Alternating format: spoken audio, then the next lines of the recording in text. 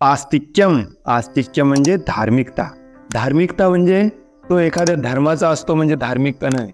किंवा बऱ्याचदा म्हटलं जातं हा मंदिराला जातो, टिळा लावतो किंवा तिलक लावतो किंवा कंठीमाळा घातली आहे म्हणजे हा धार्मिक आहे. दान देतो, सगळ्यांशी जनरली चांगलं वागतो म्हणजे धार्मिक आहे. नाही, धार्मिकतेचा जी व्याख्या असते, भगवंतांनी जे नियम आणि कायदे बनवलेत तो काटेकोरपणे पाळतो, तो धार्मिक.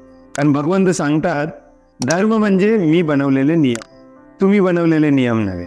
मग भगवंतांनी बनवलेले नियम सांगितलेत कुठे? एखादा व्यक्ती म्हणेल ठीक आहे सांगा आम्हाला, मी नियम पाळतो. कुठे सांगितलेत भगवंतांनी बनवलेले नियम? शास्त्रात सांगितले. कुठल्या शास्त्रात सांगितलेत? भगवद्गीतेत सांगितले. जो भगवद्गीतेप्रमाणे वागतो तो धार्मिक. ज्याच्या घरात भगवद्गीता पण नाही परंतु भगवा तिलक लावून फिरतो सगळीकडे, तो धार्मिक नाही.